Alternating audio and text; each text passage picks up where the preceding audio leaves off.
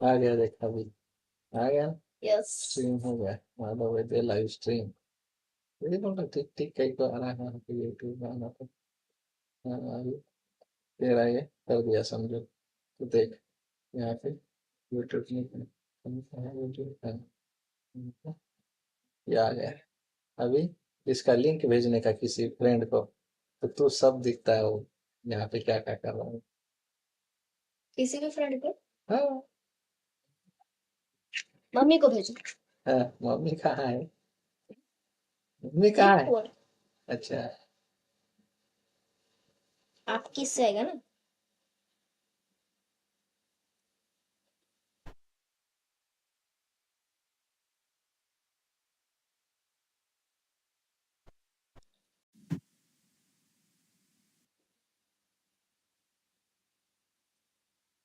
इसकी लिंक कहाँ है?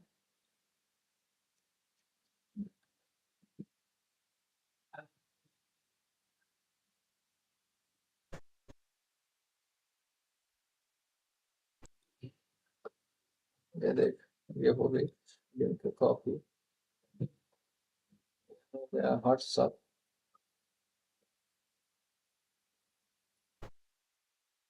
मम्मी ने पिन डाल के रखा क्या? व्हाट्सएप पर। हम्म, और मेरे इस पे भेज दे। अरे नहीं, आपके फोन में है ना मेरे फ्रेंड्स का सारे फ्रेंड्स मम्मी ने भेजे वाले में।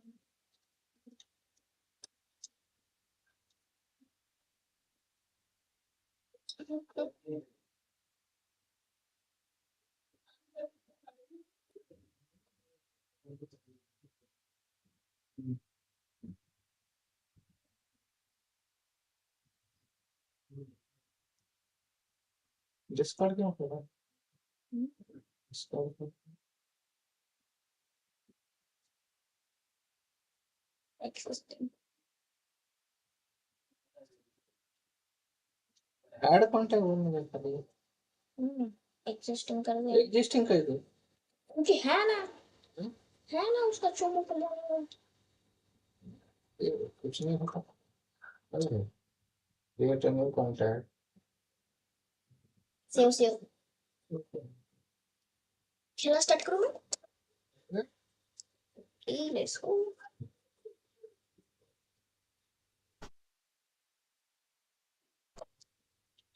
It's loading, it's loading.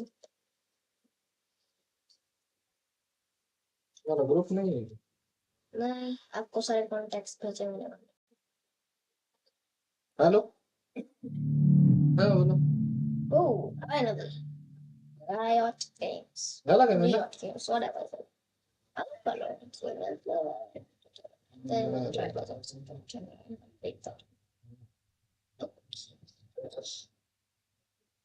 Okay, so let's play Valorant because I like Valorant. I'm loser at Valorant, but let's try because just because.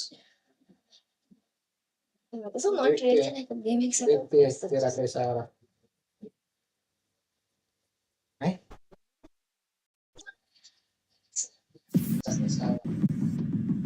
What? नहीं आ रहा, थोड़ा सा ये स्क्रीन बराबर से नहीं आ रही, थोड़ा सेटिंग करना पड़ेगा।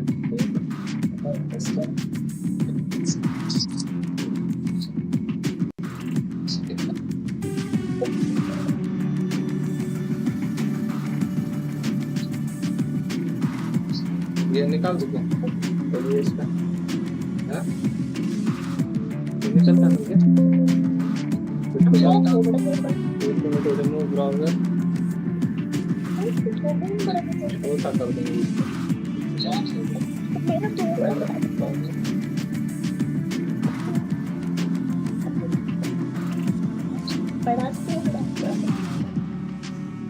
थोड़ा बड़ा करने के लिए वो दूर है ना, उसको नजीक लाना पड़ेगा।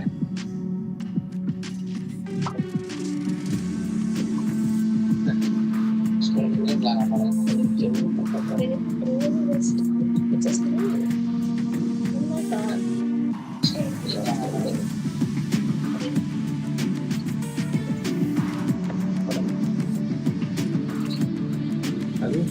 ठीक है, बड़ा दिख रहा है क्या? और बड़ा करना है। पहले आप लोग करेंगे। बड़ा दिख रहा है क्या? और बड़ा करना है।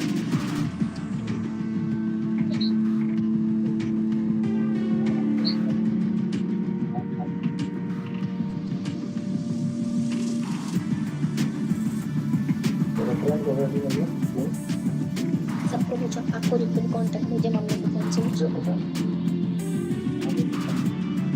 अरे कॉन्टैक्ट्स भेजे ना, ऊपर ऊपर थोड़ा ऊपर। मम्मी ने भेजा, चुप पे भेजो पहले। साकुरा लिखा होगा उसको नाम को पहले।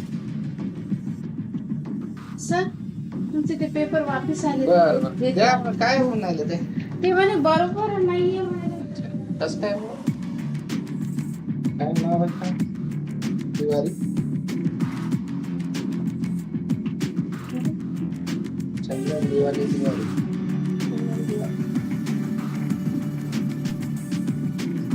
दूसरा अश्विन को हाँ अश्विन को ऐड करो अश्विन को। अश्विन नहीं की नहीं मुझे पता है कि उसका नंबर टीम नहीं है अश्विन अश्विन देखो दूसरा Match found. अरे बस आरुष पापा ऐड करो मम्मी के इससे ऐड करो। मम्मी ने भेजे नहीं क्या? ये सब ऐड कर दिया था पूरे नहीं किया पूरा, तूने किए थे ना नहीं किए मैंने किए बिकॉज नहीं किए बस।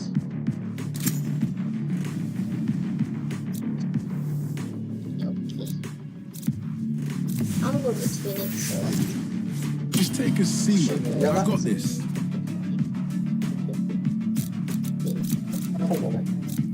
शीम है ना रे है शीम है ती. हाँ शिरीष तो असेल ना त्याच्यात रस नाही. अरे नाइल भाई कुछ तो ले लो ना।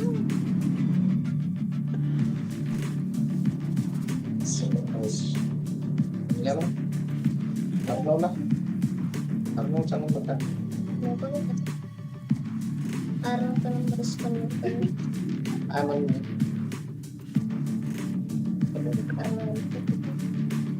अच्छा ना लिहायचं राहिलं काय हा चुकलं म्हणलं हे मी तुम्हाला दुसरे नवीन दिलेत आता अच्छा ह्याच्यात टाकून दे सर म्हणून.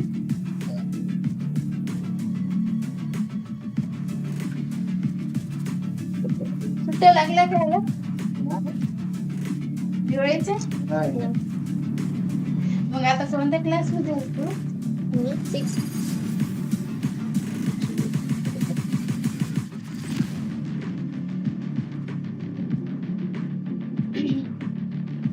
पैकेटिंग तो बरोबर इस वीडियो के नीचे कमेंट कर रहे हैं क्योंकि मम्मी का व्हाट्सएप को लॉक है ना, तो एक ही जो रास्ता है वीडियो भेज के उसके ऊपर भेजने का। You won't understand let it. आपको भेजा नंबर वीडियो के नीचे वीडियो के साथ। हाँ वही चीज क्या करने का करो उसको। क्या नाम है उसका अर्नव है, अर्नव भाई कर सकते हैं।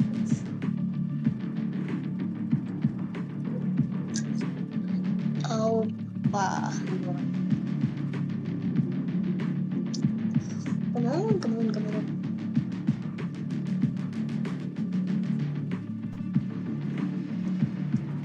अर्नव आराध्या दुश्मन Hey Phoenix, if you die, I call dibs on your jacket. Oh, don't be like that. You know you also want my shoes. Can someone get this? Can someone get this? Can someone get this? What are these guys doing?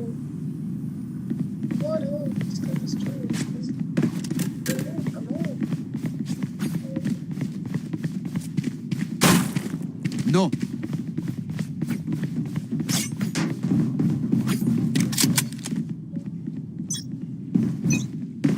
My ult's not ready.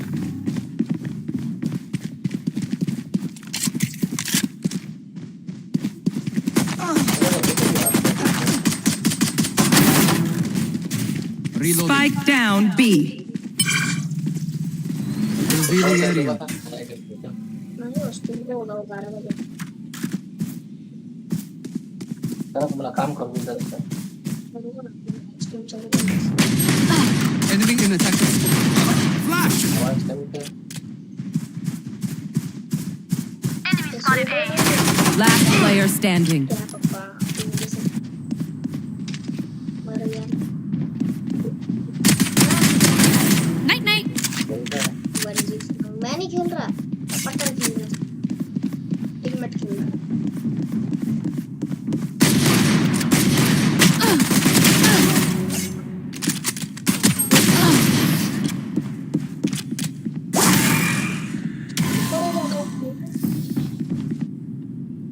May the wind guide your blades, Jet, and my arrows.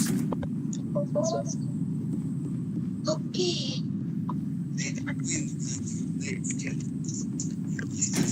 Okay, the bypass stuck to leather. Light shields. Okay, the bypass. ये क्या है? Here are most of the colors. अच्छा ये क्या था क्या इधर?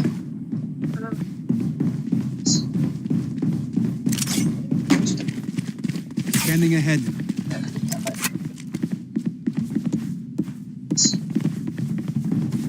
Right here. Enemy spotted B. Okay, there's gonna be someone somewhere around. Shock dart. Reloading. Enemy in Stealing attacker fence. spawn. Come here, save, save me. Gone. Spike down B.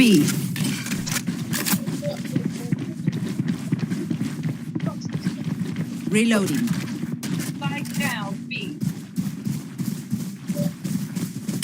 Spike spotted B. Down B.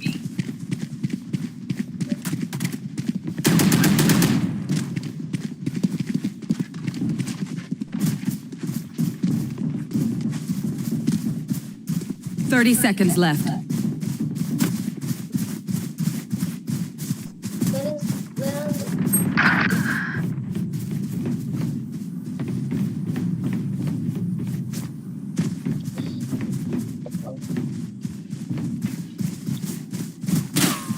तरफ से 10 seconds left. my god,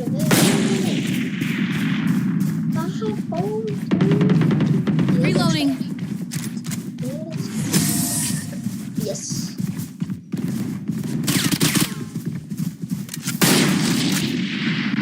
Okay, we back in it now. I think I'm gonna be using that. No, I think Spectre is good.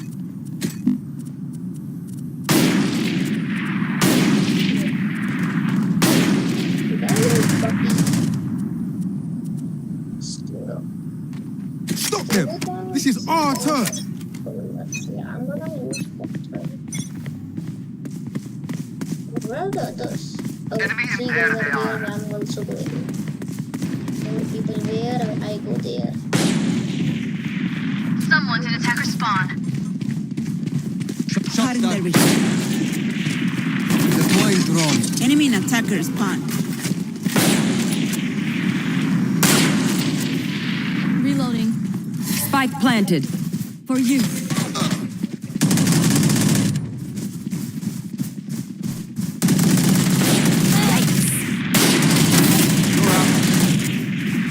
Enemy spotted A. Reloading. Enemy in attacker spawn. One enemy remaining. Ultimate ready.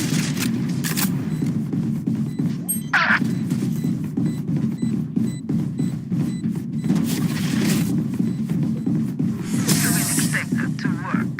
Yes, to imagine. I'll outshine all their radiance. Very good. It's time for eyes. It's time.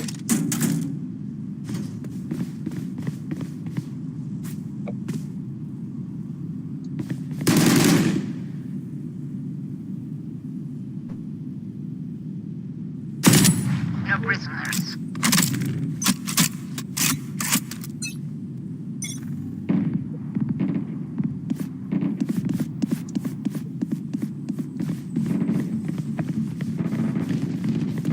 Enemy spotted B. Joke's over. You're dead. Enemy spotted B. Many enemies B. Spike down B.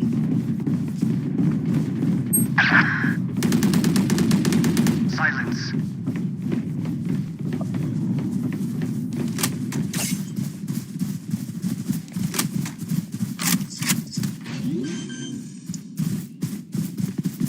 Take flight. Spike planted.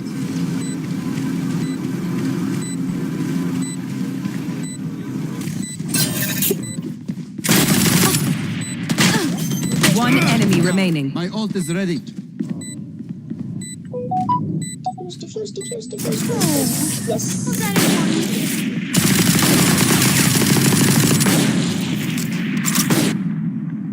Time to stock friend back को up. Phone करने का क्या जरूरत? हाँ? Friend को phone हाँ Reloading. अभी वो लोग उनके काम करते हैं।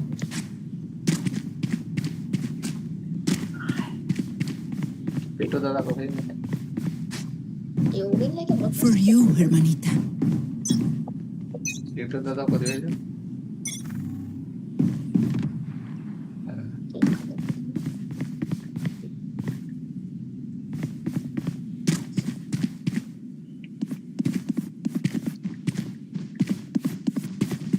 Enemy spotted B. Reloading.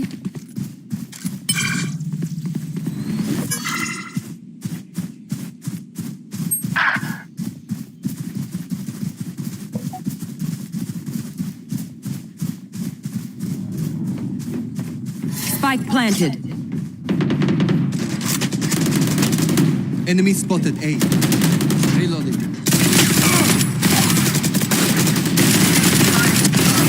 Target down. One enemy remaining. Revealing area. Enemy spotted A. Last player standing. जल्दी स्पाइक डिफ्यूज कर।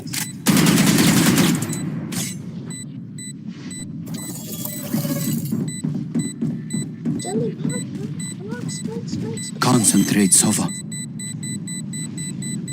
Concentrate. Do it. It is over. Yes. Oh, that was so close. Hey, I like this game.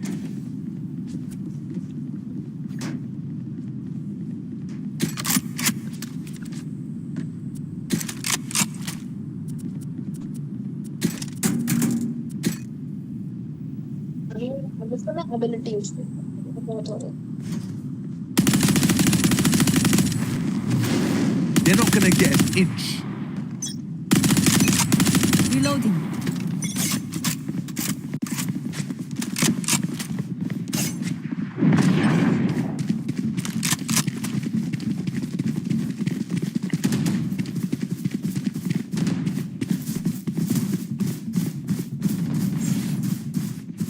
Spike down B.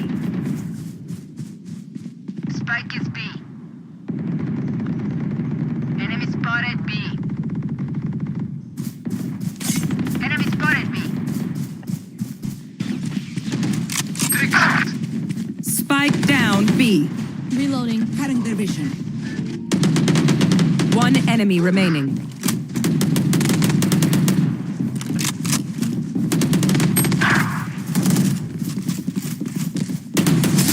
Looks like I make it stronger.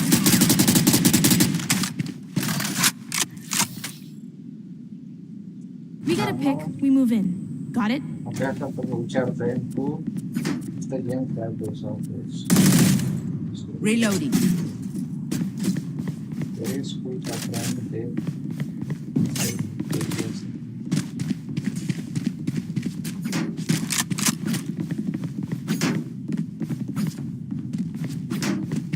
Biggie, Sova.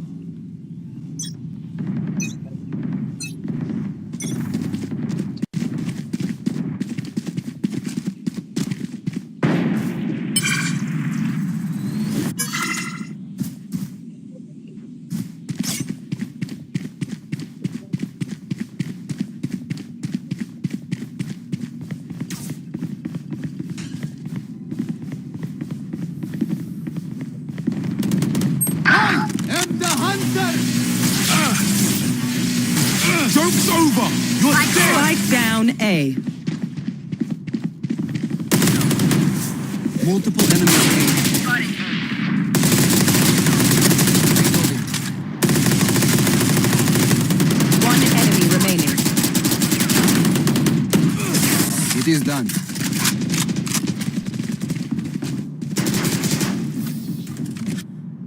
भूख लगली क्या? Stay alive. थोड़ी देर I want their life, not yours. सुबह खाया क्या?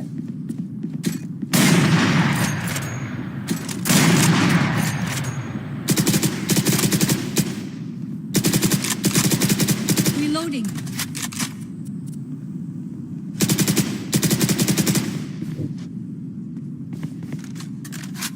Let's go!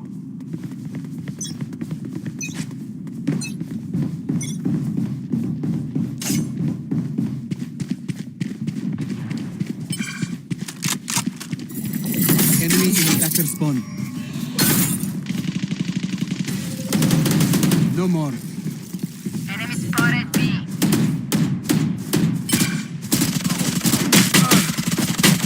Reloading. A fine. One enemy remaining. Scanning ahead.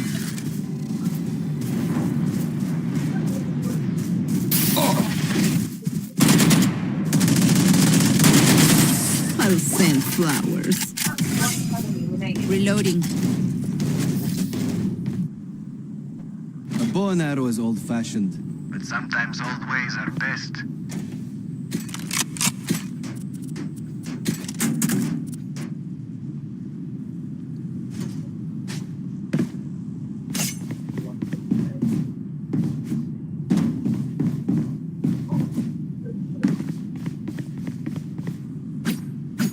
Let's go.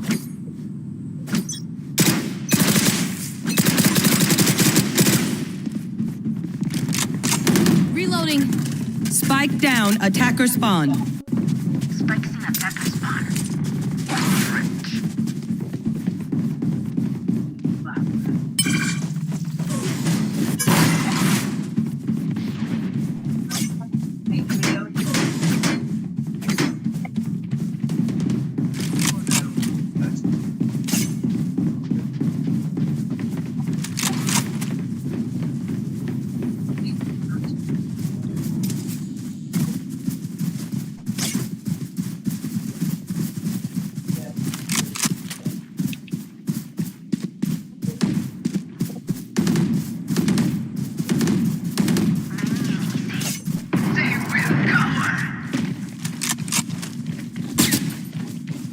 चले कैसे रहते घेऊन जाते जेव्हा बाहेरला Right here.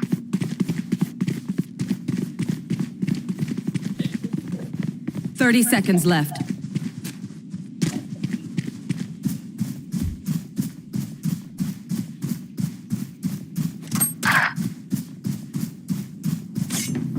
स्पॉट आने वाला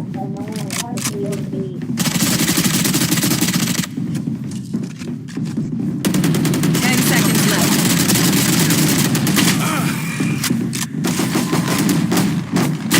One down.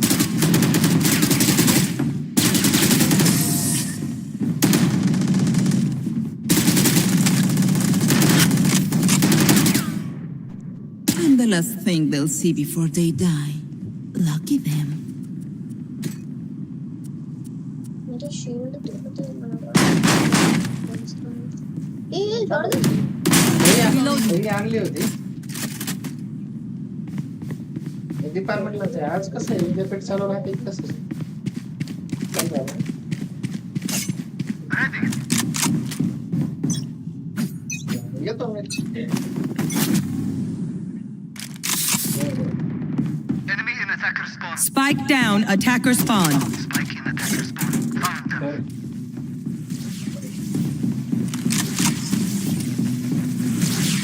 Three gone.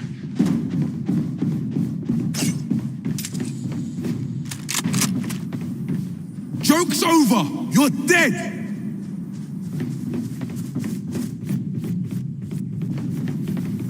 Watch this. Multiple enemies B.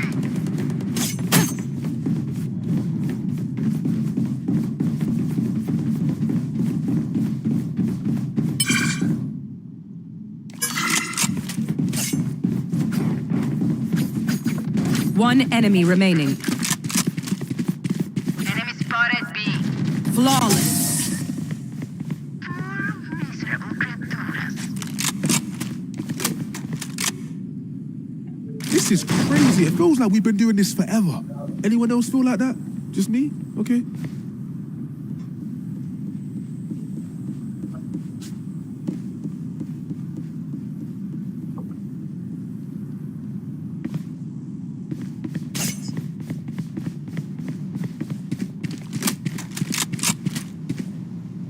Embarrass them.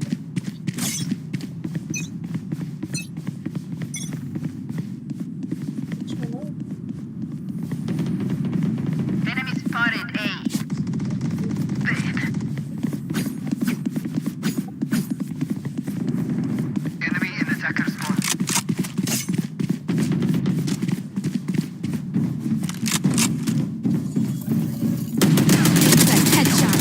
One enemy remaining. Spike down A. Flawless. Unscathed. I'm delighted. Last round in the half. Save nothing. Reloading.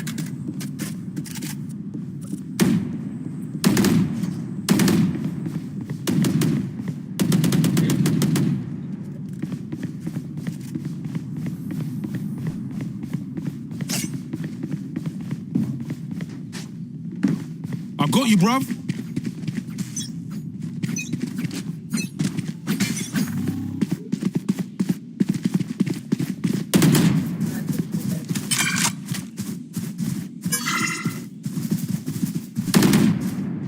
Reloading.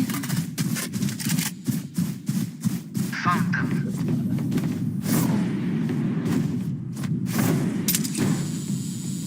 Enemy spotted B.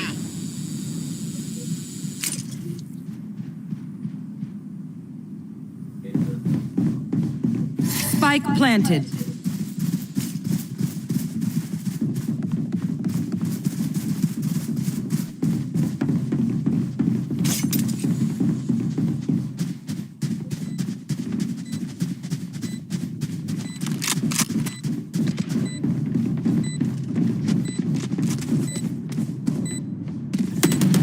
Enemy down.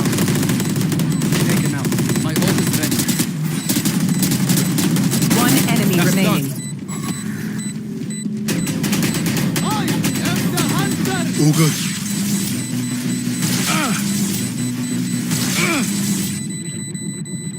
Flawless. They have seen our power.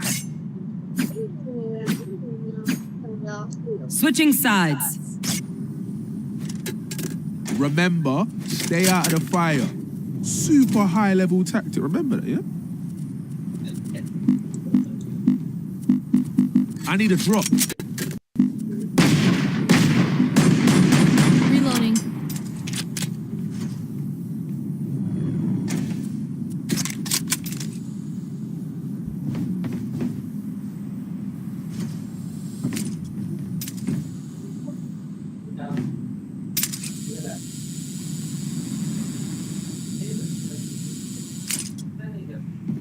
Keep them cornered.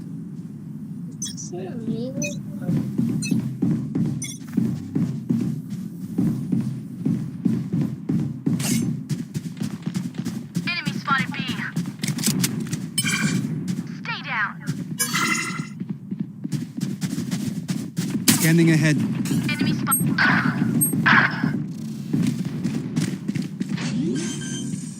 Enemy spotted B. Flag planted.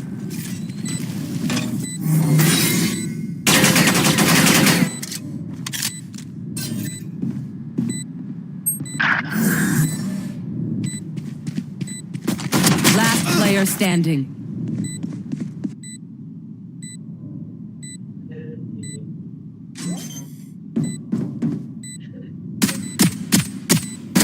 Neutralized.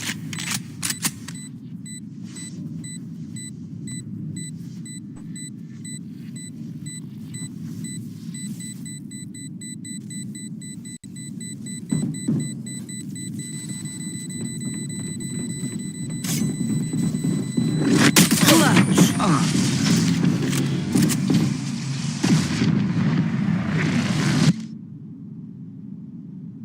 Match point. Let's end this.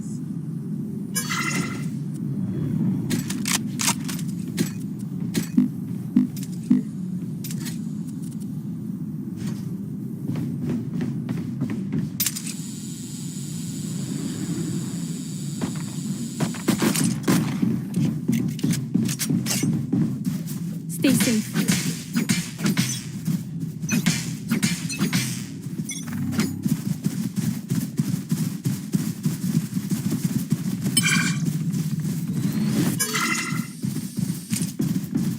Cutting their vision.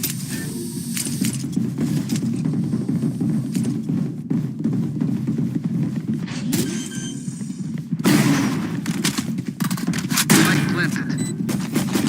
Enemy spotted B.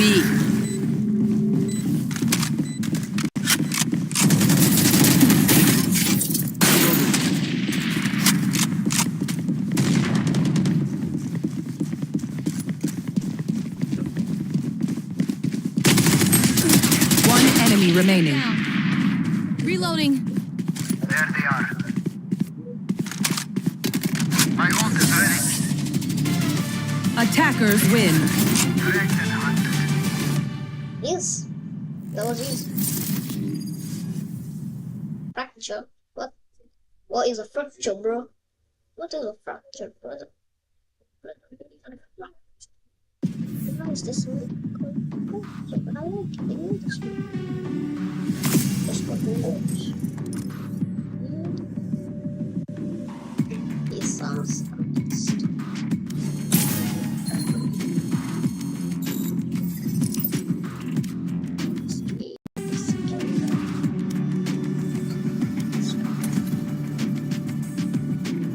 Okay, now let's try Legends of Runeterra.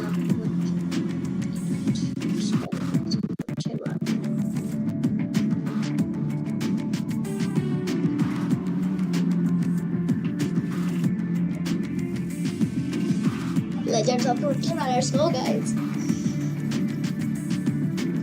Start it.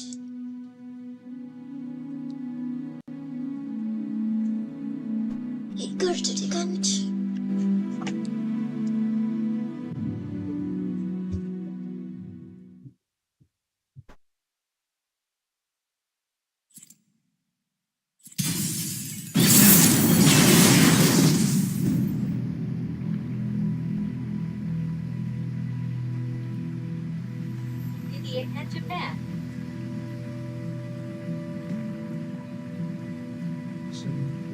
हाँ किती वेळाच्या ना आता आता तुमच्यापर्यंत अर्धा minute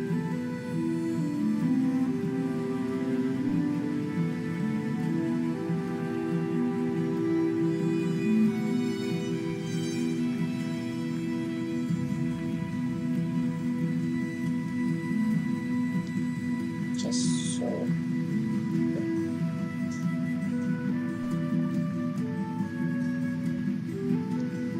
just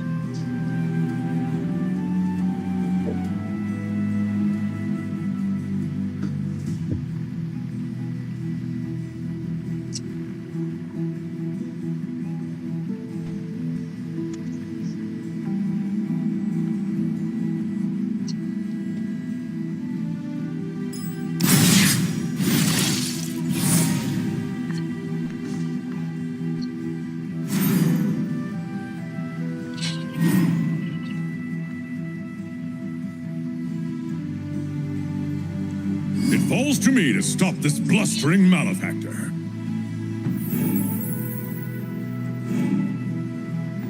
It falls to me to stop this blustering malefactor.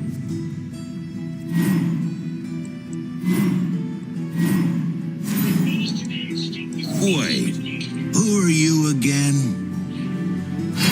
you're dead.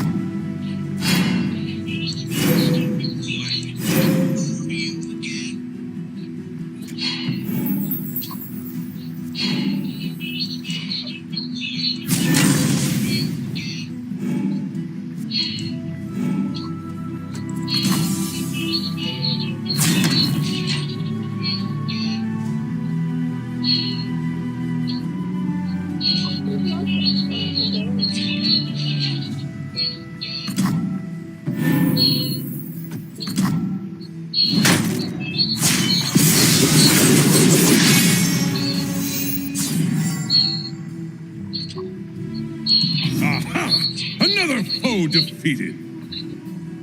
Hold up! I wasn't supposed to lose. I never lose.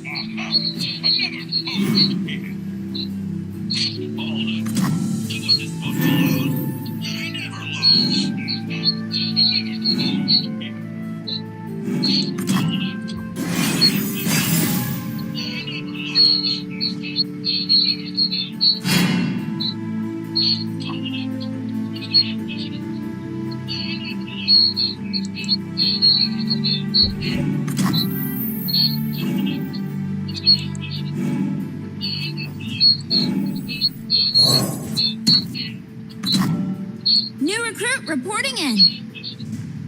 Ready yourself. We attack soon. I'm ready.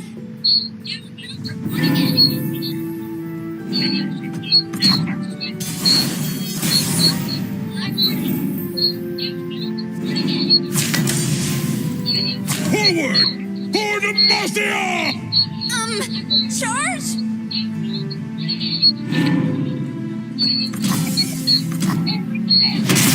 Justice triumphs!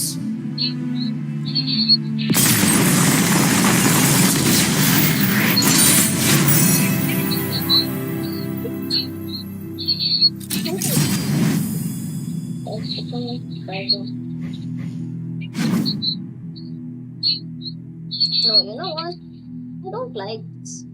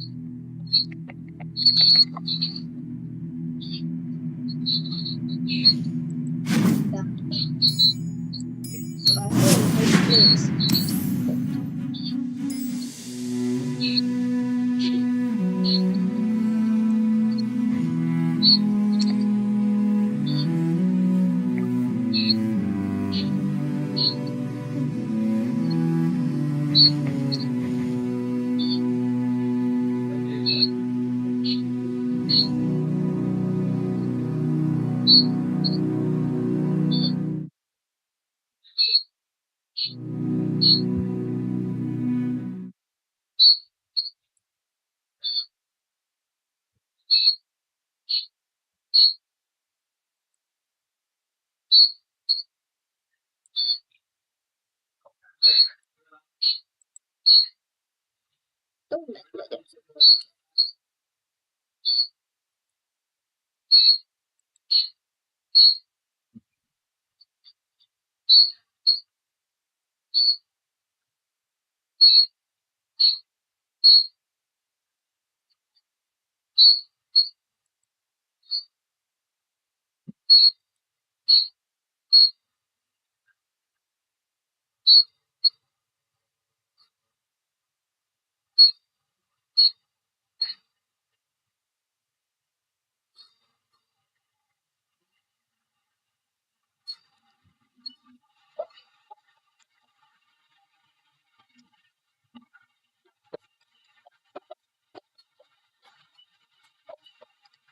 Okay, come on now.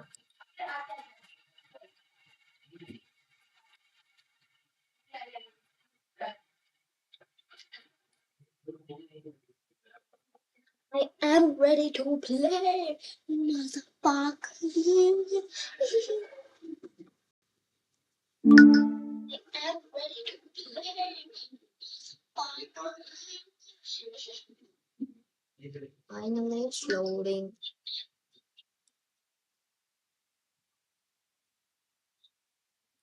Oh, this is not full screen.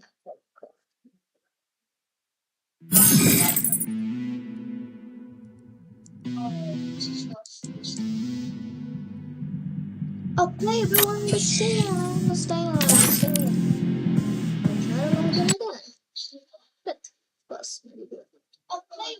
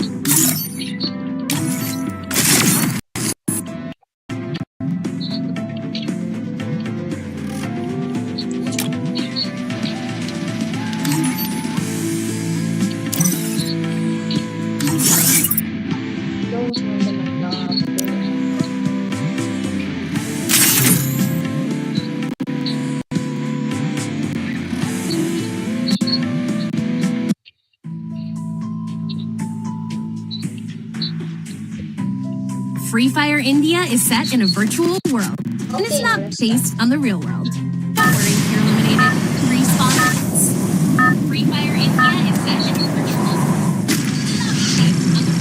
Battle Royale. Battle in style.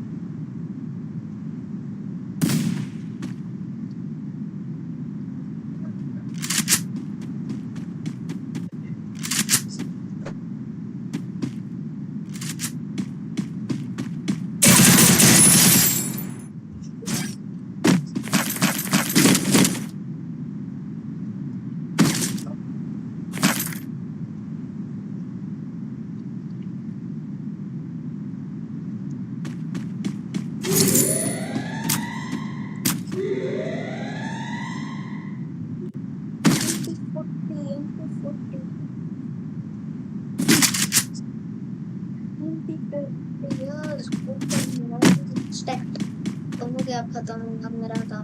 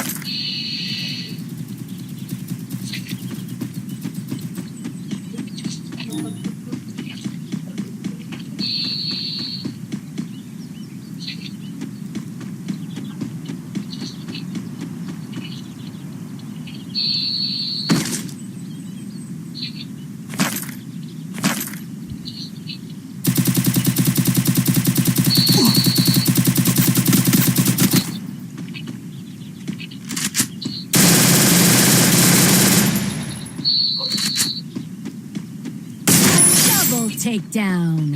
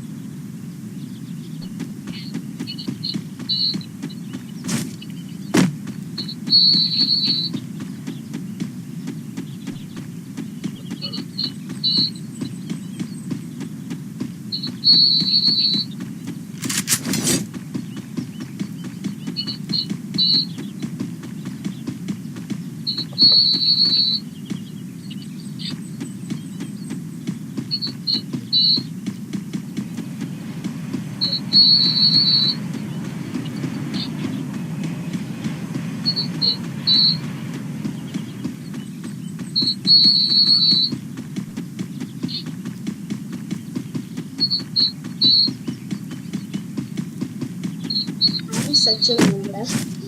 मैं literally ऐसे भाग रहा था तब से।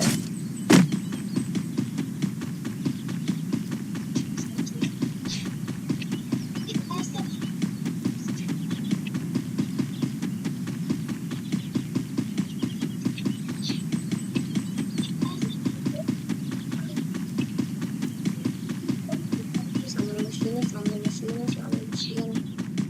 वापस घर दीवार शक्ति को हवा मशीन के लिए हम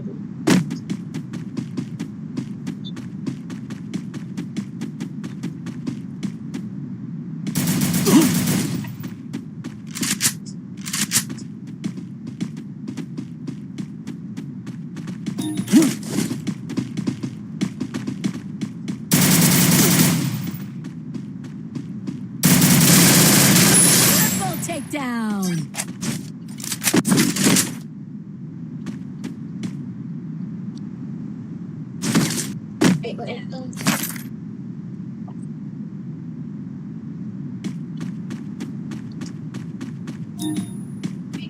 तेरा मशीन तेरा मशीन नहीं मशीन हाँ machine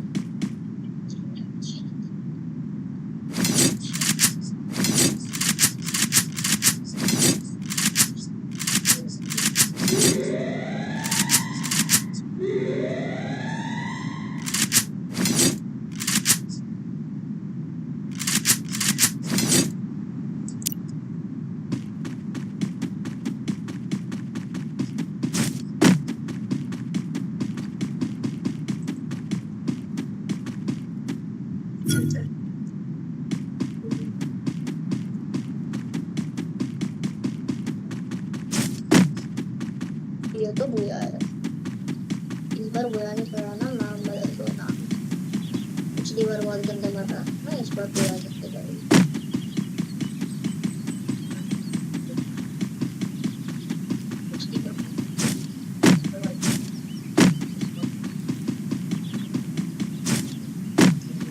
FF is the best game.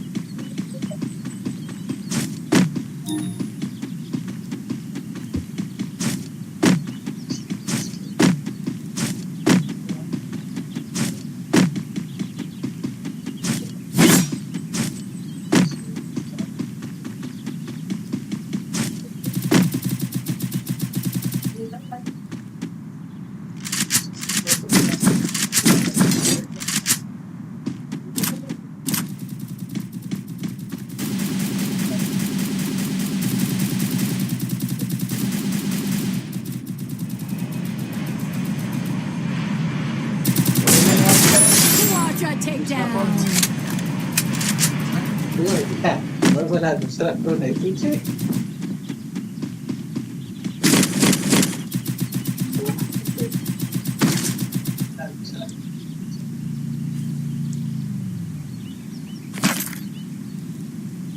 हमारे डबल उधर बटन कहीं तो लगे हैं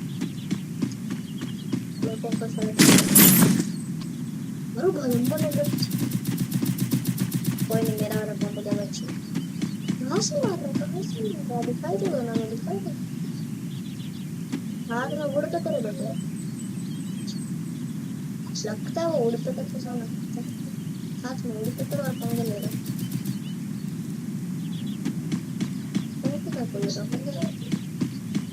मेरा घूम रहा, मेरे को मार रहा है। सब बातें नहीं की कोई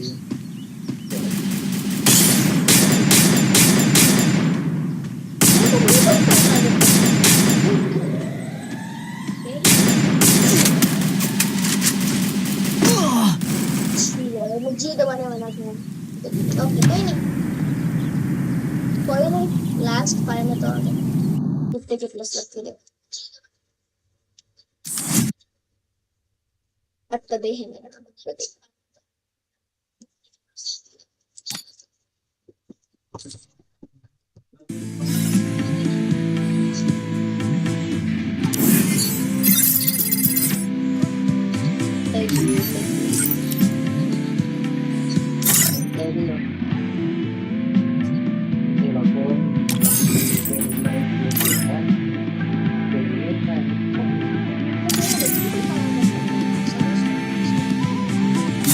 आजकल तो पेट भी 10,000 परसेंट दे रहे हैं पहले तो बस डायमंड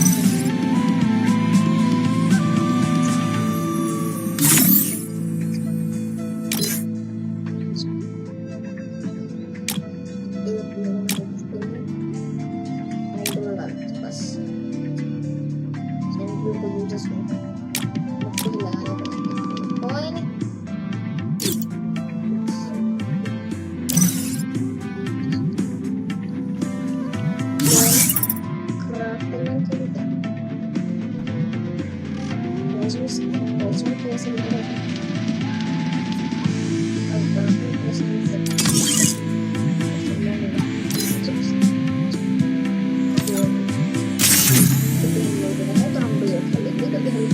ये खेलना नहीं आता मोबाइल पे खेल Free Fire India is set in a virtual world.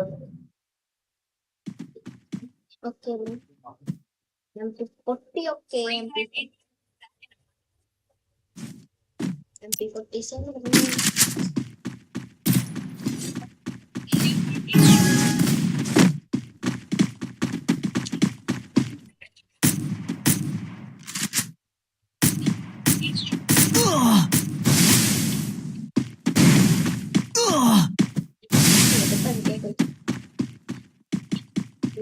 नहीं आते हैं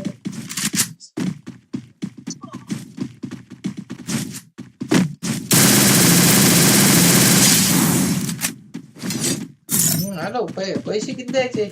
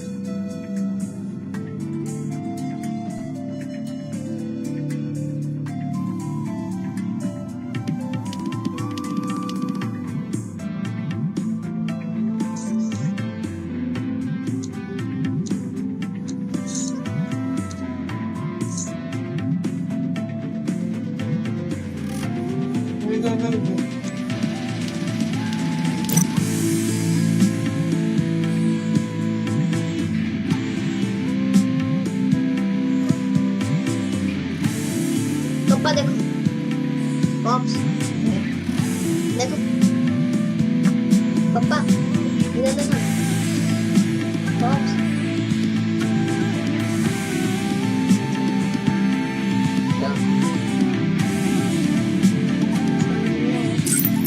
उल्टा कर सकते हैं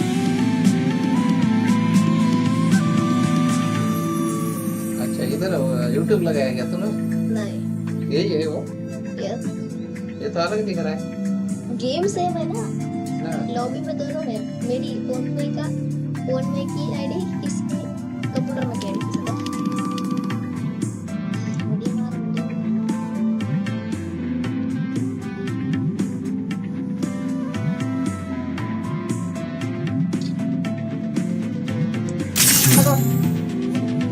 पकड़ो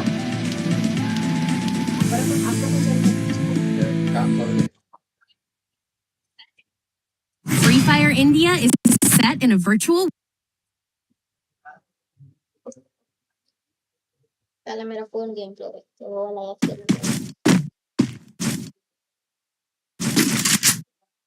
ओके एम्पलीफाई 3 कोई नहीं।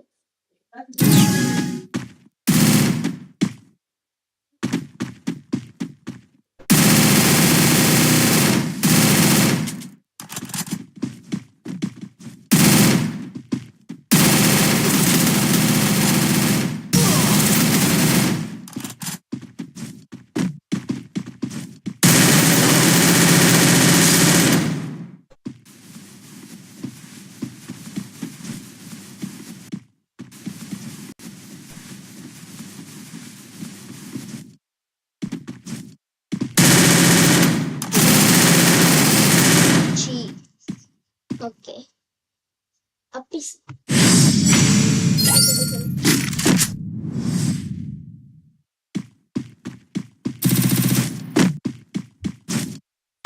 पेपर डाल दिले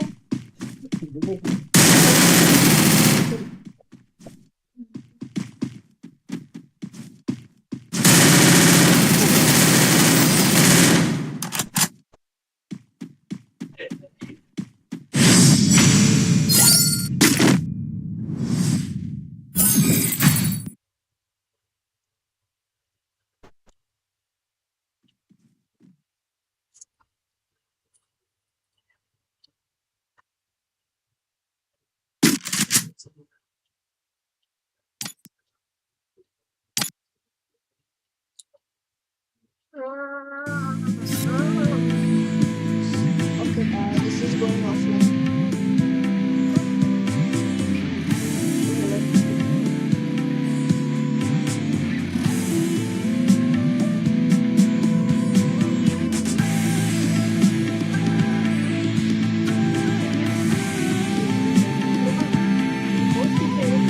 यहाँ पे दबाना पड़ता लाइव तो बराबर आ जाए।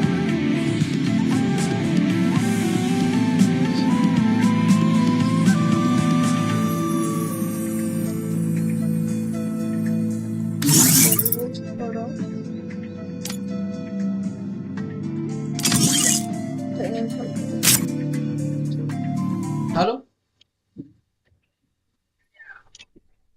Free Fire India is set in a virtual world.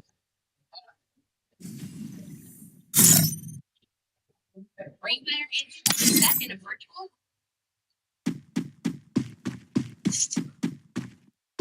Free Fire India is set in a.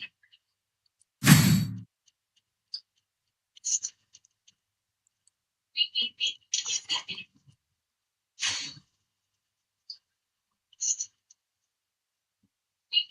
is set in a.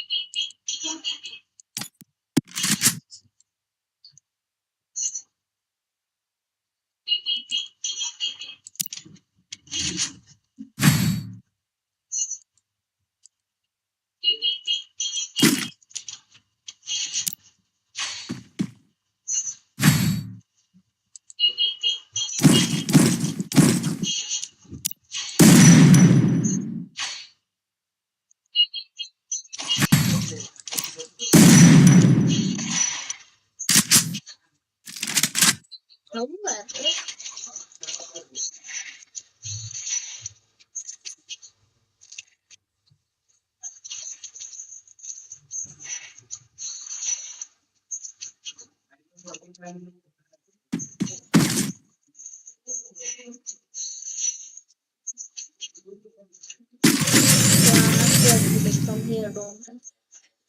That's so open.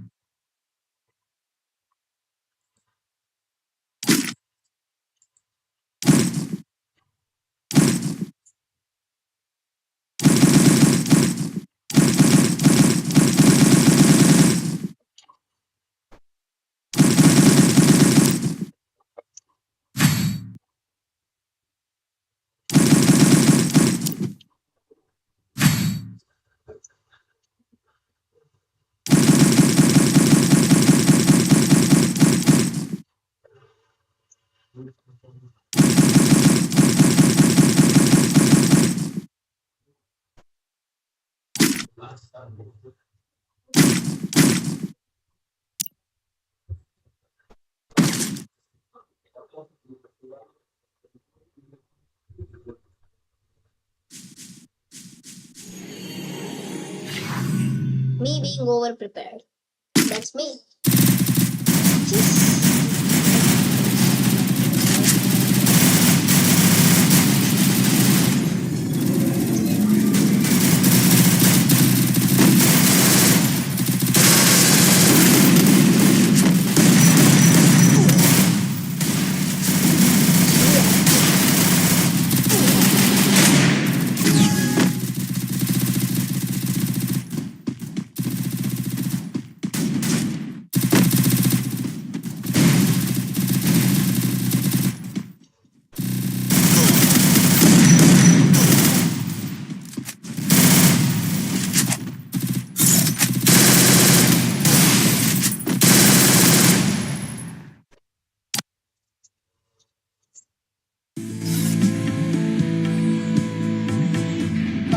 क्या करूँ? Dashboard क्या? Let's go to the dashboard.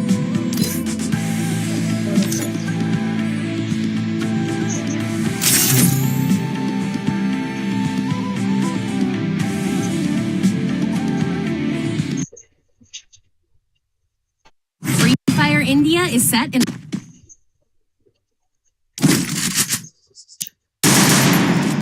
Free Fire India is set in.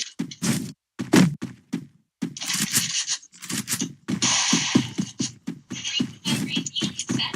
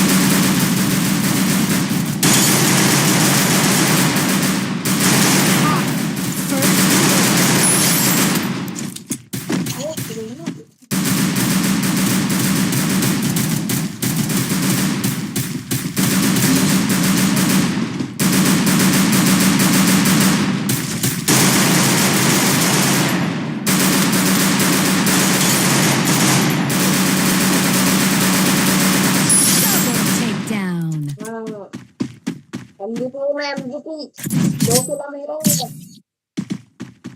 Thanks. बड़े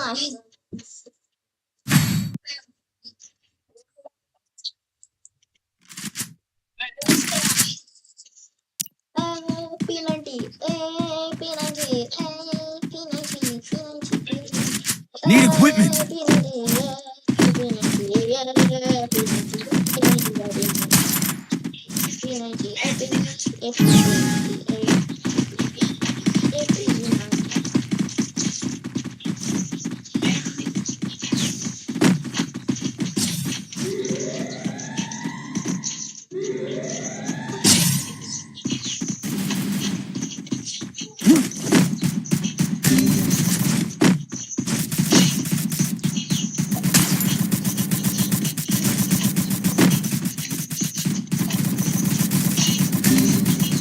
First Doom.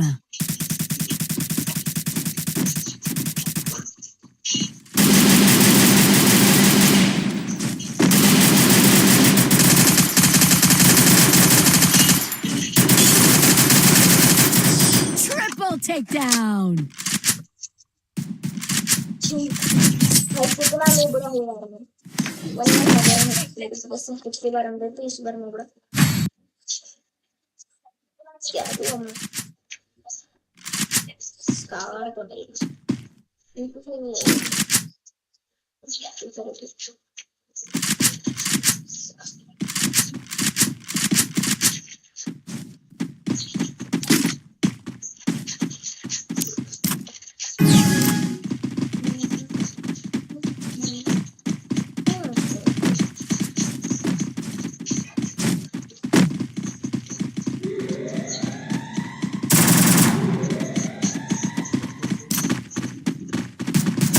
Head there.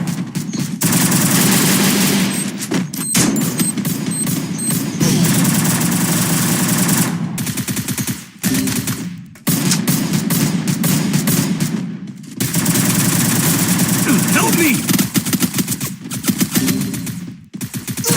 Help me! First doom. Double takedown.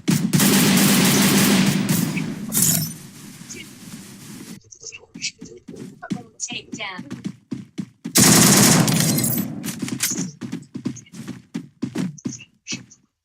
Thanks. Ace. छी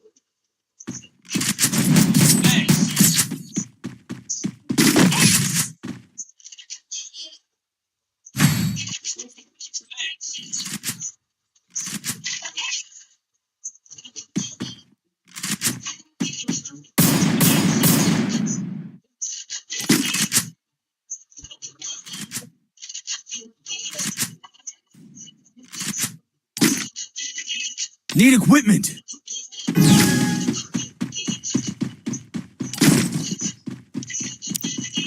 Need equipment.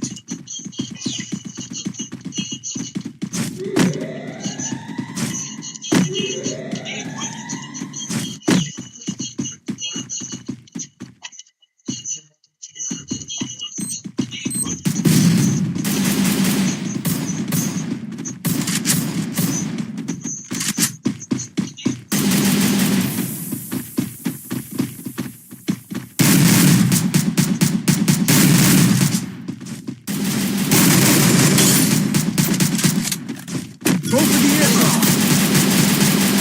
First doom.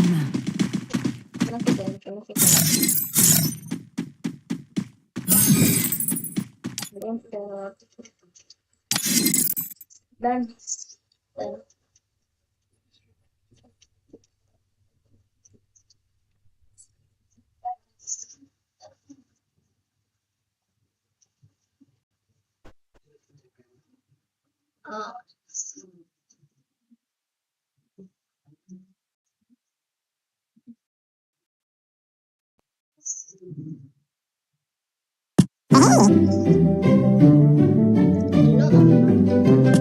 Let's complete.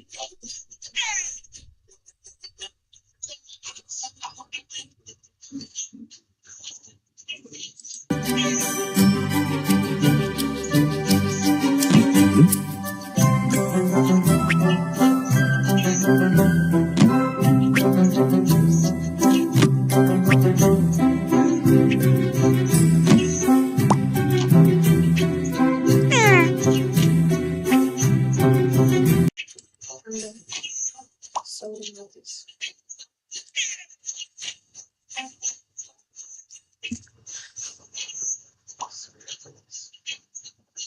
Okay, it is.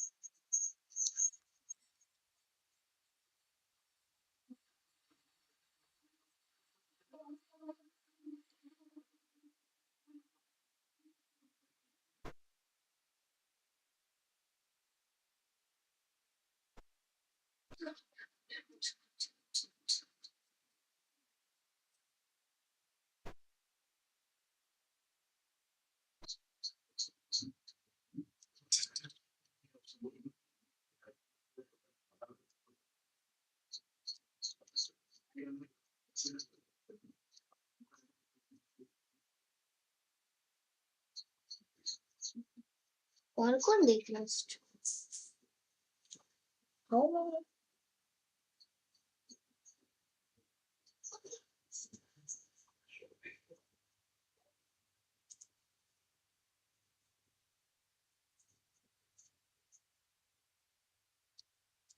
मैं अकेला देख रहा हूँ stream.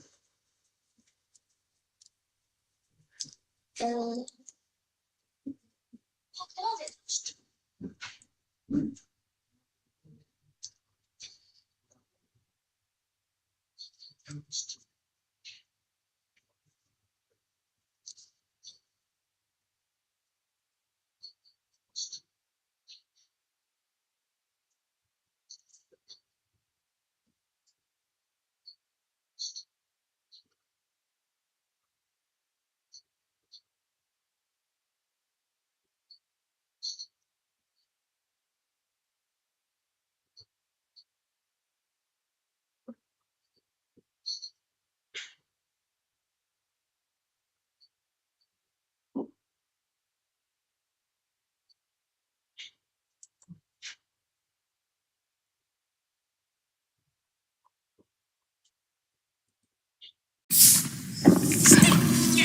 आता sting वर मिळेल guarantee 5 ते 40 रुपयांपर्यंतचा cashback.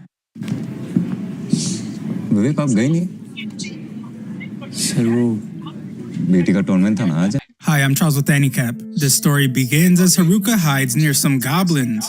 The idiot blows his cover by stepping on the smallest twig ever, so the goblins chase after him. Haruka smiles with utter confidence as he jumps into the air, and all the goblins fall into his trap.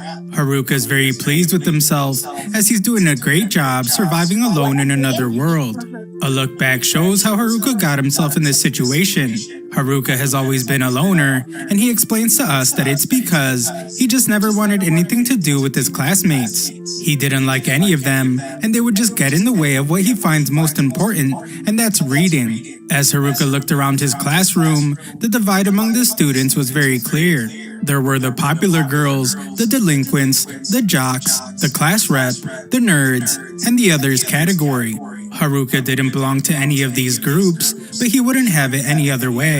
This was when a magic circle appeared out of nowhere. Haruka was excited because it was just like the ones he had read in manga, but he remembered that going to another world is a pain in the ass. The heroes in the manga always ended up having to be around a bunch of people, but that sounded like torture to Haruka. He tried his best to get out of the classroom, but it didn't go so well.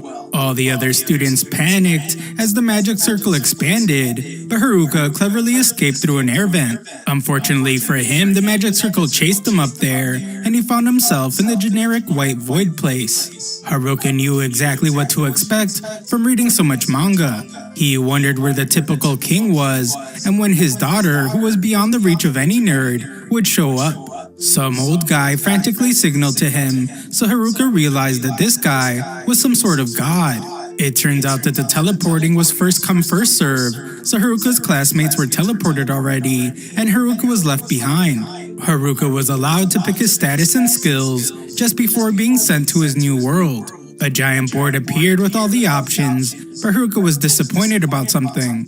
This was the first time the old god summoned so many people, so all of the cheat skills were already taken, and only the worthless ones were left. Haruka took a look at his options, but they were all terrible. One skill was just being able to hold a stick.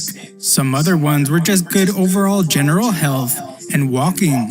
Haruka made himself feel even worse by seeing some of the overpowered skills that he missed out on, like 4-element magic. Back to the bad stuff, Haruka found titles like Shut-In and Neat. Haruka demanded for the old god to give him more options because he wouldn't even be able to pass the first village with the ones he had to choose from. The old god became fed up, so he decided to just give Haruka all the remaining skills at once. Haruka gained all the leftover worthless skills, and he was teleported. In the new world, Haruka is supplied with a bag that can hold unlimited items.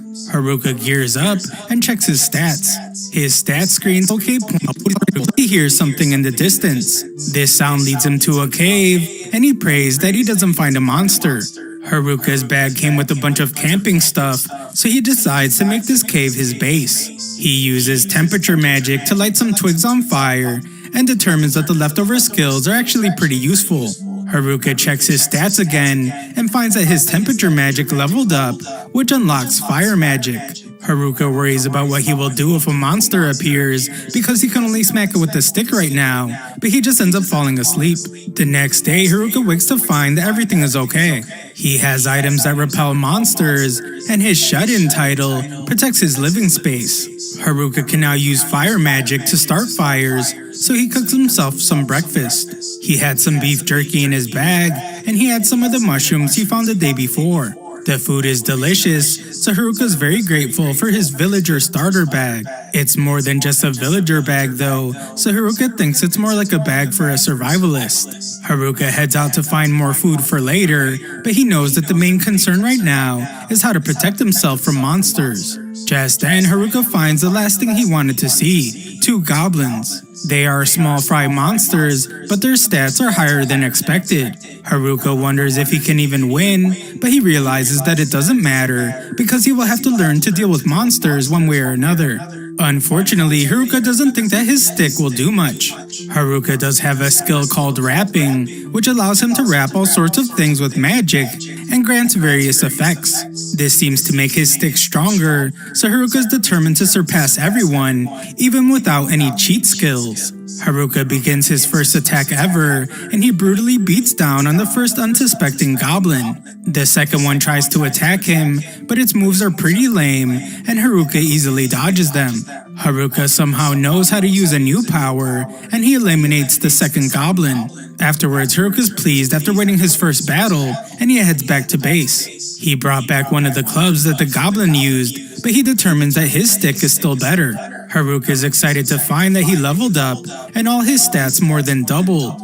His cane mastery leveled up as well, which is strange because he just swung his stick around a few times. Haruka got magic infusion as well, which probably came from him enchanting his stick with magic. His calisthenics went up as well because Haruka has never missed a morning exercise. Haruka is exaggerating quite a bit though, as he has only been in this new world for 2 days. Later, Haruka is tired of eating mushrooms already. He would rather eat meat, but he knows that he would be scolded by the class rep for being ungrateful. With his meal done, Haruka decides to try out enhancing himself. This magic infusion enhances his physical and magical defenses. Haruka's appraisal skill has also reached level 2, but he wonders why it's showing a bunch of question marks on all his stuff. Haruka decides not to overthink things, and he leaves. He celebrates as the forest blesses him with something already, but he realizes that it's just another mushroom. Haruka searches for meat that might grow out of trees, but he remembers that he's supposed to be practicing his magic. Haruka finds that his enhanced body is much lighter, so much so that it feels like he is teleporting. That isn't all, as his dexterity is insane now too. Haruka finds a more powerful goblin, but he easily defeats it. He takes out another, so he is confident that he could defeat even a group of 3 of them now. Haruka actually runs into a group of 3 goblins, but he's a coward, and he decides that he has had enough fighting for the day. Haruka recaps his day, which consisted of his goblin battle and magic studying at night. On day 5, Haruka succeeded in defeating a goblin with a single strike, and he decorated his base with some fancy stuff he made with magic. Haruka is once again pretty pleased, as his life in this new world is starting to come together. That night, Haruka chases a meaty rabbit as he's desperate to eat some meat. Just then, Haruka detects a presence, and he instantly determines that it's not a goblin. It turns out to be his classmates, but Haruka's disappointed to see that it's the delinquents. Haruka would rather not get involved with them, but he senses that another group is in the other direction. His clairvoyance skill allows him to see who it is, but he's horrified to see that it's the popular girls. The jocks are also rapidly approaching.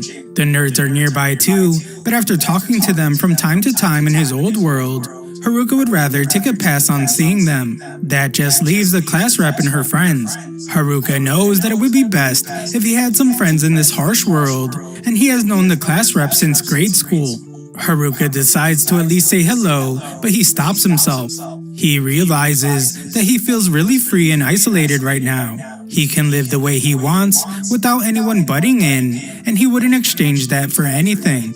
Haruka makes his final decision, which is to conquer this new world all alone. Haruka hides from the other students, but one of the delinquents heard something from his direction. He is about to be discovered, but the guys end up assuming that the noise came from the bunny that was supposed to be Haruka's dinner. Haruka spies on the delinquents to hear what they are discussing, but the perverts are just talking about girls. They are some real degenerates, but Haruka knows that the class rep will stop them from doing anything to the girls.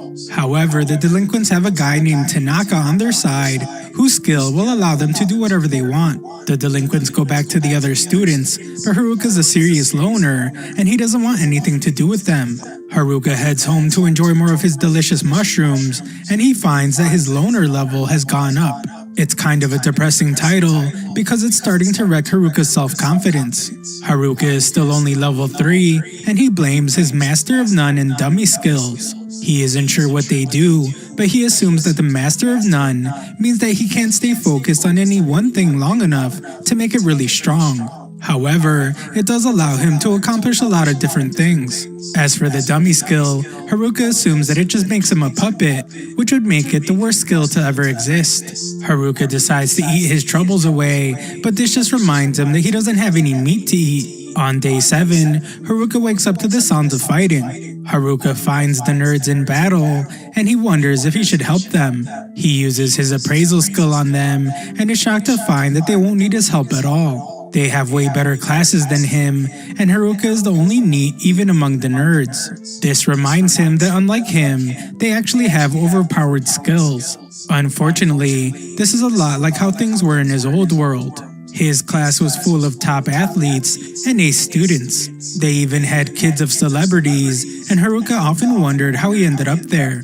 Haruka determines that the dweebs can handle themselves, but he notices that some sneaky little monsters are sneaking up from behind them. Haruka remembers being friendly with the nerds in class, so he decides to help them out. The nerds thank him, so Haruka shows them his sweet-looking cave, and they marvel at how fancy it is. Haruka explains that he just learned how to use earth magic, and he used it to make his cave really secure. They wonder if Haruka did all this alone, so Haruka points out that he's always alone. Haruka wonders why the nerds aren't with the other students, and he is shocked when they reveal that they are on the run.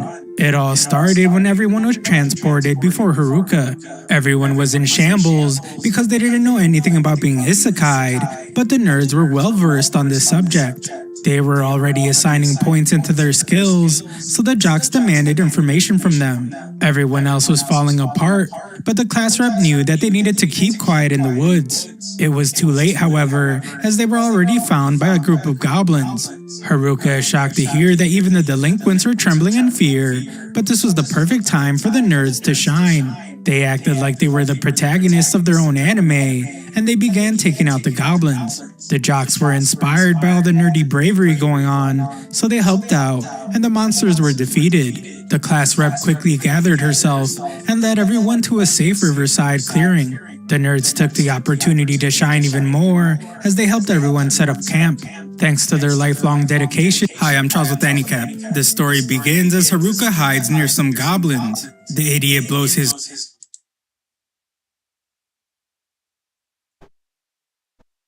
checked. They were already assigning points into their skills, so the jocks demanded information from them. Everyone else was falling apart, but the class rep knew that they needed to keep quiet in the woods. It was too late, however, as they were already found by a group of goblins. Haruka is shocked to hear that even the delinquents were trembling in fear, but this was the perfect time for the nerds to shine. They acted like they were the protagonists of their own anime, and they began taking out the goblins. The jocks were inspired by all the nerdy bravery going on, so they helped out, and the monsters were defeated. The class rep quickly gathered herself and led everyone to a safe riverside clearing. The nerds took the opportunity to shine even more as they helped everyone set up camp. Thanks to their lifelong dedication to avoid touching grass, they became experts in all things isekai, including survival. The class rep organized everyone and put them to work. Soon enough, everyone came together and began working as one. This didn't last long, however, as the popular girls decided that they didn't want to work anymore. The class rep tried to explain that their best chance of surviving is by sticking together, but the group started to fall apart. They were all tired of working so hard, so they just left all the responsibilities to the nerds. The class eventually fell apart completely, and there was nothing the class rep could do. From then on, only the class rep, the nerds, and a couple of other students did any work. The other students were just so lazy, so the nerds began to resent them. They were even in charge of doing all the fighting. The nerds were super dependable though, as they just wanted to get stronger and level up. This was because they saw what skills the delinquents picked. Some of the skills they chose were charm and puppeteer, two abilities that grant control over other people. The nerds knew that the delinquents had bad intentions, so they were leveling up to stand against them. The delinquents were working hard to level up as well because they needed to in order to use the skills. The nerds kept a very close eye on the delinquents, and they eventually heard what they planned to make some of the girls do. The nerds told the class rep, so she decided that she would have to level up as well. Unfortunately, the delinquents reached the level requirements for their skills soon after. The class rep just so happened to run into them at the worst moment, but seconds later the delinquents were on the ground. The nerds were prepared for this very moment, and they used their seal abilities to seal the charm and puppeteer skills of the delinquents. They exposed the forced harem plans of the delinquents, so the delinquents were run out of the camp. However, one night, the delinquents made their return, and they got their revenge by using weapons. They destroyed the camp and declared that they would be back later to cause more chaos. For some odd reason, the nerds ended up receiving all the blame for what happened. The popular girls that they kept from becoming puppets ended up being the ones to turn on them first, and the other students followed. The class rep and a few other students took the nerds' side, but it was too much to deal with, and the nerds decided to just leave. Haruka feels really bad for them, so he throws a mushroom party for them. Haruka ended up spending the next day with the nerds as well, and he determines that not being a loner is okay sometimes. Haruka eventually says goodbye to his new buddies, and they offer to let Haruka join them. They are going to look for a town so they can get started as adventurers. Haruka agrees that he's closer to the nerds compared to the other groups, but he shocks everyone when he still declines. Haruka simply shoos them away, so the nerds leave. Haruka admits to himself that he would like to head into town, but he knows that with his terrible stats, he would only hold the dweebs back.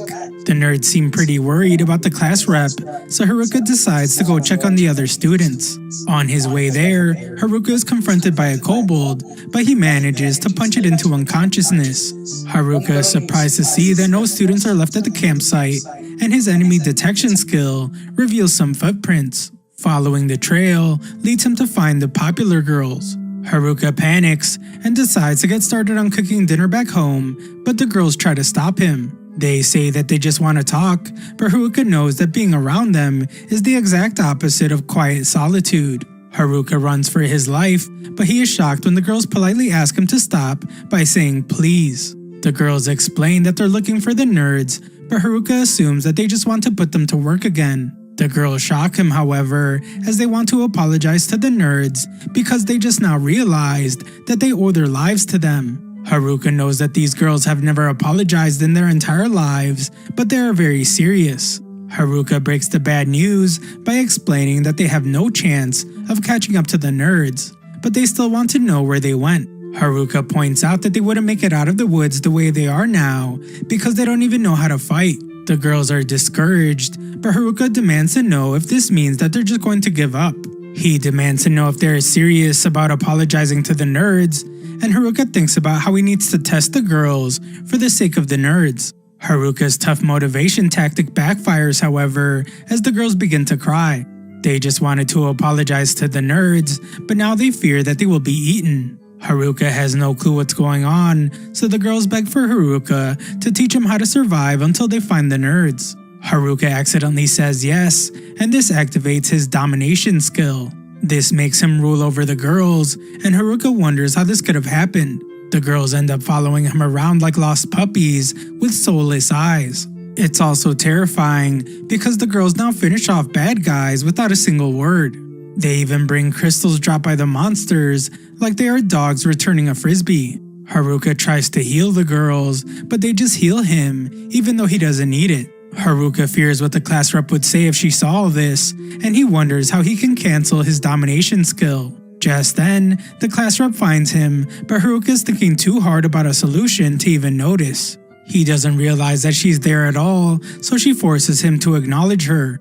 Elsewhere, the delinquents make a plan of their own, and they determine that they must start by getting rid of their biggest problem. Haruka is startled by the class rep screaming, but she reminds them that they have been friends since grade school. The other girls are with her, but the class rep is more concerned about what happened to the popular girls. Haruka doesn't know how to explain how they came under his control because he doesn't really understand how it happened either. Haruka comes clean and tells her that they have become his servants, but this makes the class rep furious. She points out that the domination skill is only for use on monsters, so Haruka tells her that it was just a mistake. None of the girls believe him, so Haruka decides that it's time for him to go, but the girls stop him. Our boy Haruka is just a loner, and he wishes that he could just go home alone. The class rep snaps Shimazaki out of Haruka's spell, and she decides to get answers from her. Haruka doesn't mind as he tries to escape, but the class rep tells him not to leave. As the girls discuss what happened, Haruka decides to practice expanding his home base, more specifically, how to make a basement. His training starts off well enough, but soon he finds that he has buried himself. The class rep helps him up, and she explains that Shimazaki told her everything. She realizes that Haruka was just trying to help the girls, but Haruka doesn't even remember saying anything like that. All the girls thank him for being so kind, but Haruka just wants to go home. The girls pressure him to help them, and the class rep wonders what Haruka means by home. Haruka explains that he has a home in this new world, so the clueless class rep is shocked when she thinks that he was born here. Haruka reveals that he actually built his home, but she can't believe it because that's quite the feat. The girls have another meeting to discuss what they will do, and they wonder how many people can fit in Haruka's home. Haruka calculates that he can fit at least 240 people, and maybe more if he takes out his luxurious furniture. The girls really get excited when they hear that Haruka has baths, and they wonder how he can be living in luxury when everyone else is suffering. The girls decide to ask him if they can stay with him for a day, and Haruka is shocked that high school girls want to stay overnight at his place. Haruka can't believe that they're being so scandalous, but the class rep points out that he's the only perv there. Haruka leads the girls to his house, and they are amazed to see that he even has a path that leads to it. It's so impressive that the class rep wonders if he even has a convenience store, but Haruka explains that he was going to make a pharmacy first. The girls arrive at his home exhausted, and Haruka welcomes them. Haruka has made a ton of upgrades to his home, and the girls can't believe how luxurious it is. Haruka of course directs them towards the kitchen, but the girls are more interested in the restroom. Our boy is shocked when they all disrobe and hop right into the bath, so he thinks that living too long in the forest has turned the girls into savages. Haruka is actually quite happy to finally be alone, but he knows that only loners can understand this happiness. The class rep arrives to thank him because the other guys left all the girls alone, and they were worried. Being around Haruka has calmed them down, and so has all the amenities in his home. The class rep is upset because she couldn't do much for the group, but Haruka points out that she has done plenty. She didn't do as much as the nerds, but Haruka explains that those guys never went outside in the old world, and they spent their entire lives preparing for this moment by playing World of Warcraft. The class rep feels much better, so she thanks Haruka, but she realizes something. After coming to this world, Haruka has a home, food, and he can even defeat monsters, so that makes him even weirder than the nerds. The class rep goes to sleep with the other girls, but Haruka doesn't think that he will be getting any rest tonight. The next morning, Haruka is woken up by a girl who tells him that breakfast is ready, but he just wants to sleep for a while longer. She asks Haruka to get up for her, but he doesn't think that that's something she should be saying in this position. Haruka is stunned to learn that she has made fish for breakfast, and he almost knocks her unconscious.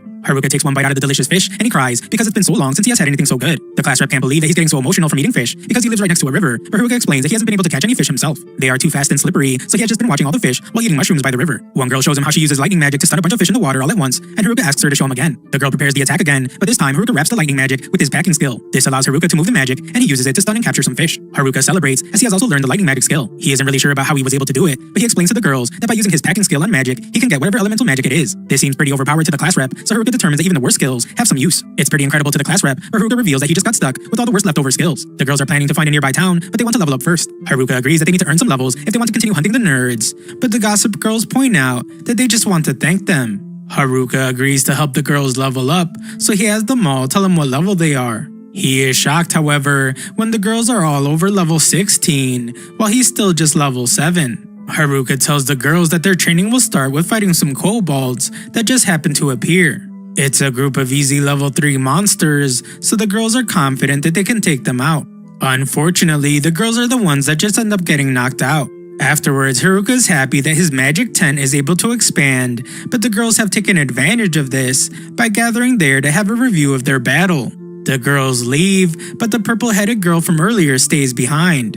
She apologizes for her behavior in the morning and reveals that she was just testing Haruka. The other boys tried attacking her before, so she wanted to see if Haruka was the same as them. Haruka is totally different from them though, as he gave the girls a place to stay, food to eat, and even taught them how to fight. She plans to wake him up for breakfast the next morning as well, and Haruka says goodbye to the fish girl. The next morning, Haruka enjoys his breakfast, and he overhears some of the girls planning to fight the kobolds again. The class rep arrives to tell them that they aren't ready, and they need more training. After training against some goblins, the girls feel like they are ready for their rematch. Haruka is worried about them, and his worry is proven correct, as some of the girls are already out and sleeping. Some of them are even faking like they are sick, so he determines that the class rep's training isn't very good. Just then, hope is restored as a few of the girls team up to defeat the kobolds. The girls celebrate and tell the kobolds that they won't be losing to them anymore. Haruka is more relieved than ever because this means that he will be able to go back to his loner life. Just then, he is shocked when the class rep is happy because they can all go together with Haruka to the town. Moments later, the girls prepare for their journey, and Haruka has the purple-haired girl fill her bag as much as possible. The class rep says that they are going overboard, so Haruka decides that he will just have to leave purple hair behind. The girls begin their journey, but Haruka tells the class rep that there is no telling what might happen. He is optimistic and declares that they just need to keep their wits about them. Elsewhere in the forest, another student runs for his life. Eventually, he trips over the tiniest pebble ever, and he is found by the person he was running from. He says that he doesn't have the skills that the person is looking for, and he begs for his life. The mysterious person doesn't listen to his pleas and just strangles him until he is no longer alive.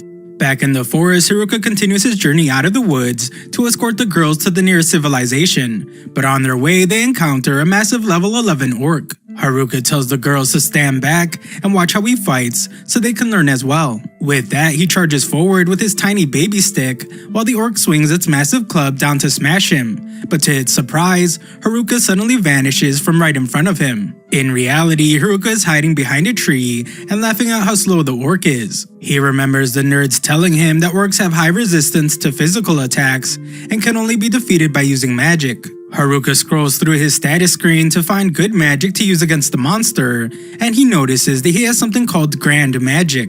Haruka notes that he learned the wind, water, and earth elements by using the packing magic in various ways, like vacuum cleaning and plowing the ground, and he becomes happy at how smart he is. Just then, the orc breaks the tree he's hiding behind and starts attacking him. Haruka jumps back and tries to dodge everything, and then gets behind the orc and strikes it with his tiny baby stick. However, to everyone's surprise, the orc takes a lot of damage and ends up hugging the ground with its last breath. Haruka thinks about how orcs are supposed to have high physical defense, and the girls look at him with a suspicious face as well. Haruka says that he will take the next one down using magic, just like how the nerds told him to. The next time they come across an orc, Haruka creates a fireball in his hand and gently throws it at the monster's head. This makes it explode on the spot, and Haruka one-shots another monster. Haruka wonders what's happening, and the girls complain because there's no way they can learn anything when he keeps one-shotting monsters. Later that night, they all camp outside and enjoy some roasted mushrooms,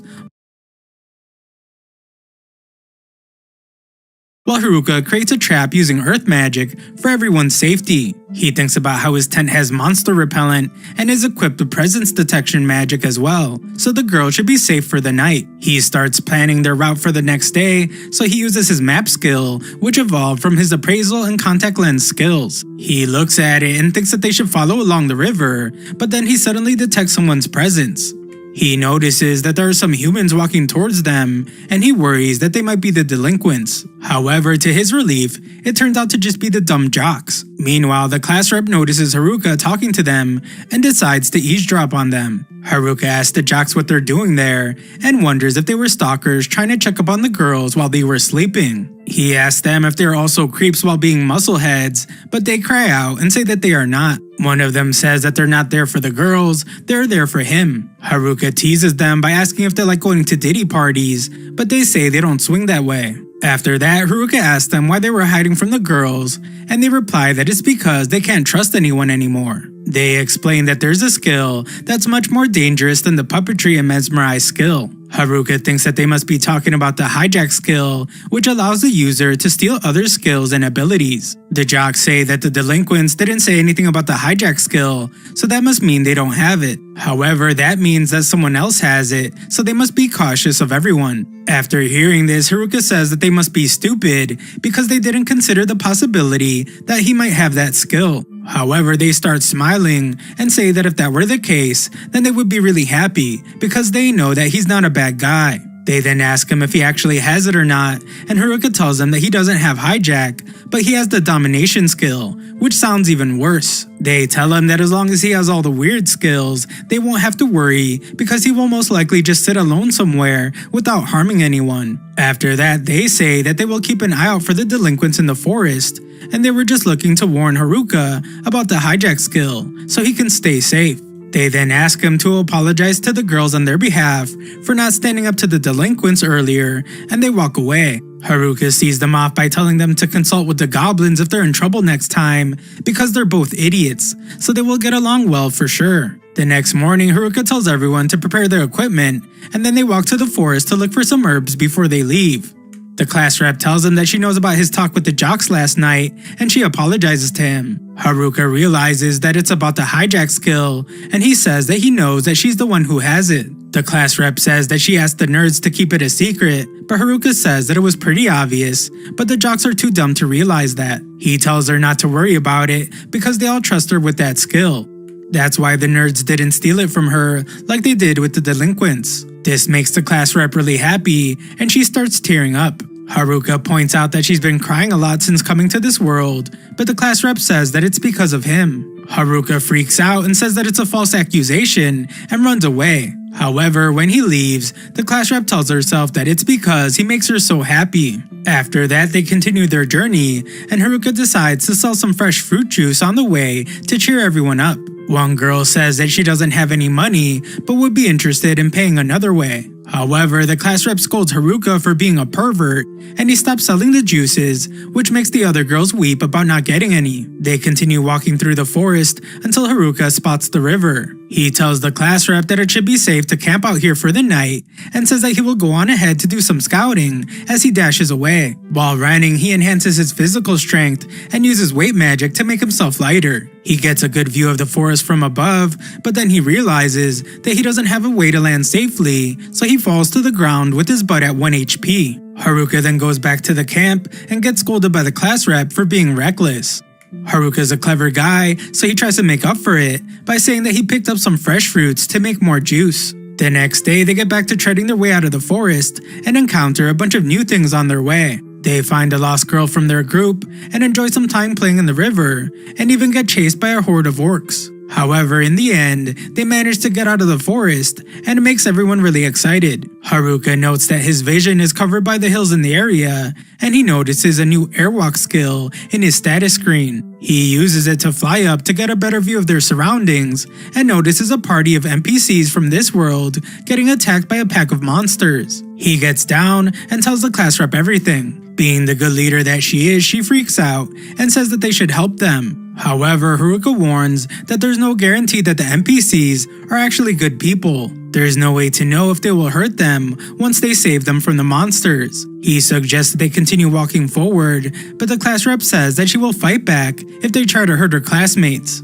She really wants to save them, so she looks at Haruka with shaky eyes. Because of this, Haruka says that he will go there on his own. They are too far away, and the others won't be able to make it, even if they run at full speed. Haruka then uses physical enhancement and weight magic again, and then he casts wind magic to yeet himself into the air. He then continues flying towards the NPCs using his airwalk skill. However, he notices the class rep hanging from his cloak, and he asks her what she's doing. She says that she got caught up in the wind magic and tells him to look in front of him as they're about to crash. Unfortunately, Haruka says that he doesn't know how to apply brakes. They both crash down on the monsters near the NPC party and end up saving them in the process. Haruka gets up, and the NPC's leader introduces himself as Ofter alongside his partner Gatek. They thank him for saving their butts and explain that merchants were being attacked by monsters on this route. Because of that, they decided to pick up the quest from the Adventurers Guild, hoping that they would be able to make some money. However, if the fight had continued, they wouldn't be alive right now. After that, they pack their stuff, and Haruka waits for the other girls to catch up to them. While waiting, he cooks up some of his bush mushrooms and shares them with the NPCs. They thank him for it and reveal that the mushrooms are actually quite valuable. The mushrooms restore their strength, and Haruka becomes jealous of the old dudes in the party for getting the chance to go on adventures with such hotties. Just then, the class rep comes back to her senses and stops Haruka from turning into a villain. The other girls eventually catch up, and they become really excited to see real-life elves. The NPCs show them the way to a town called Amui, and the girls start running towards it excitedly, like some kindergarteners. On the other hand, we see the delinquents grinding up some levels in the forest. They say that it's about time they take revenge from the girls and have their way with them. However, the nerd that they kidnapped suggests that they first get their puppetry and mesmerize skills unsealed. The delinquents all agree, and they decide to hunt the nerds group first. At the same time, the jocks look at them from behind some trees and become worried about them making their move. Thanks for watching my recap. Subscribe to the channel for more videos.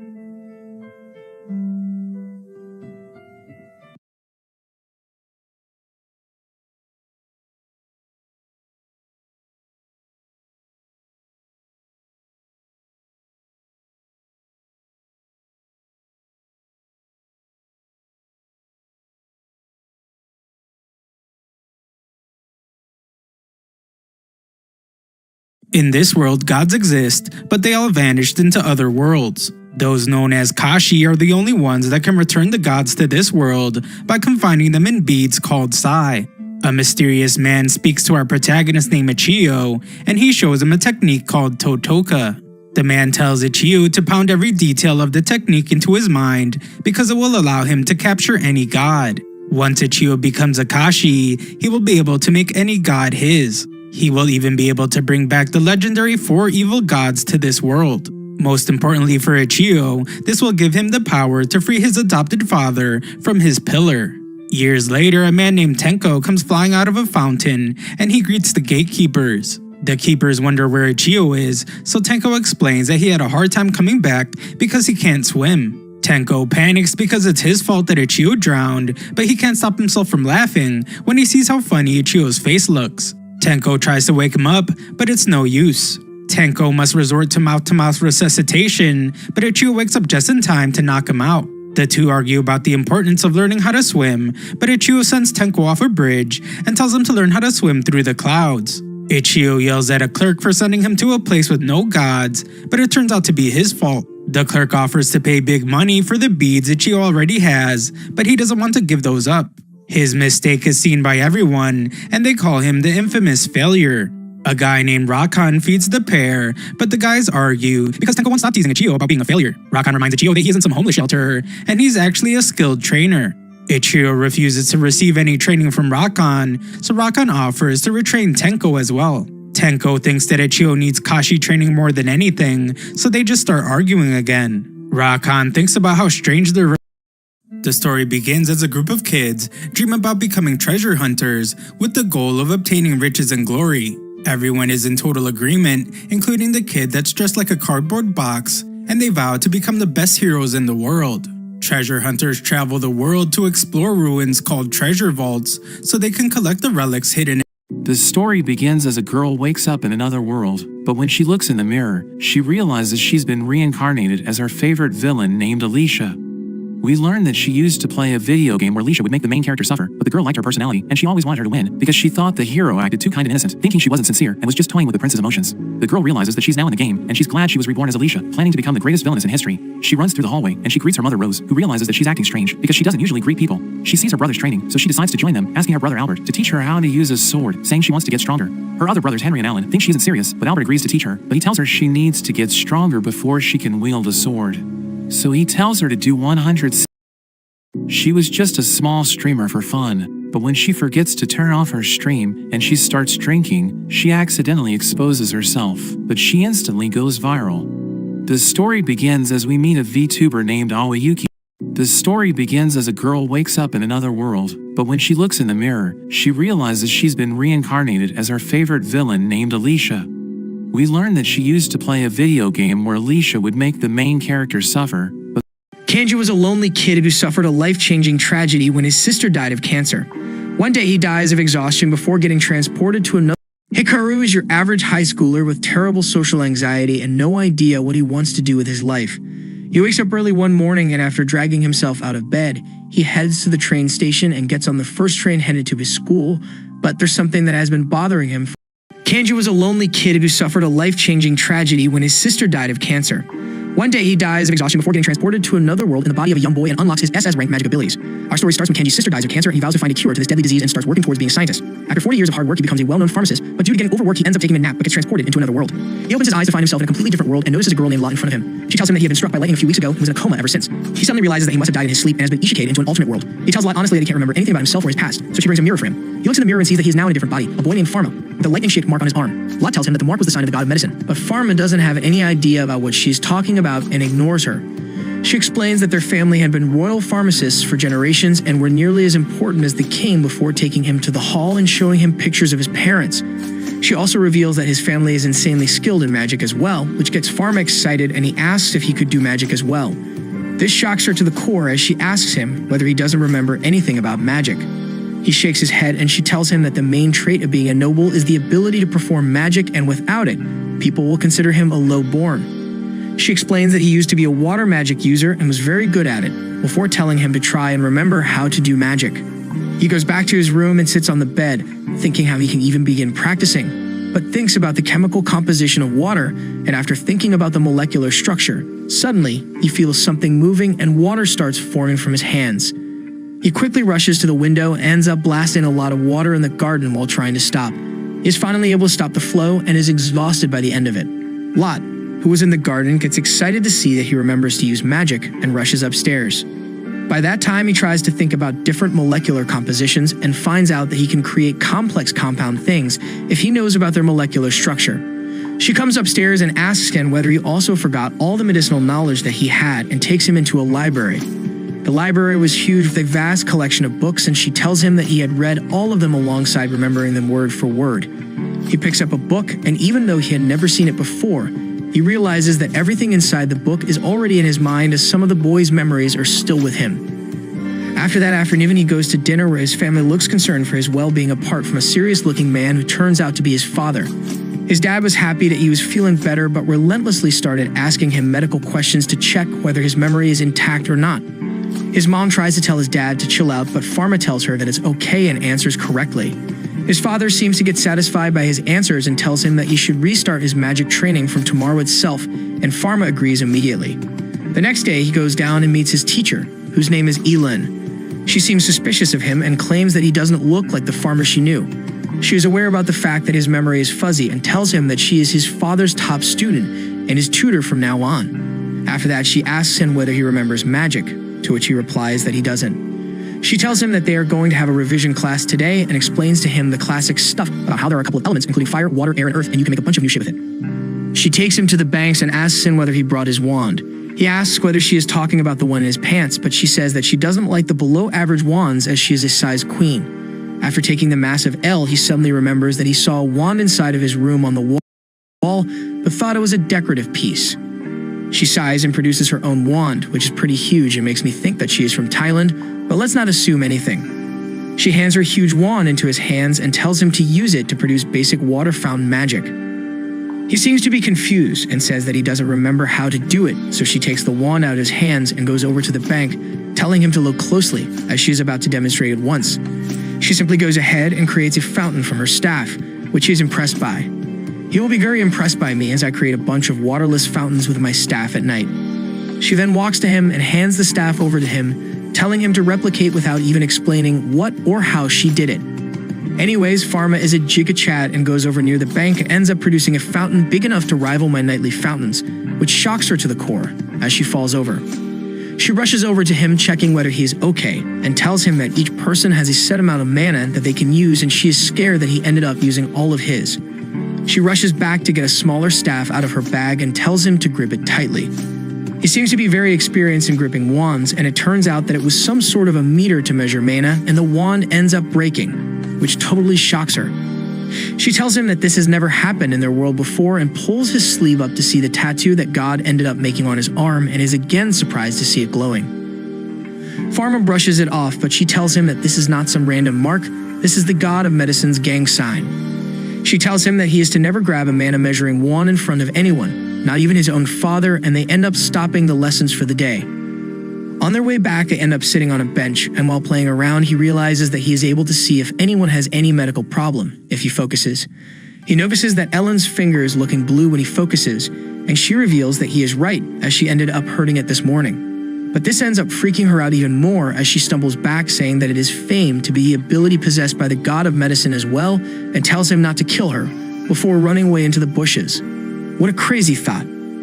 The next day, he wakes up and his father calls him to let him know that Ellen has a high fever and has declared that she doesn't think she'll be able to tutor him anymore, which is very weird.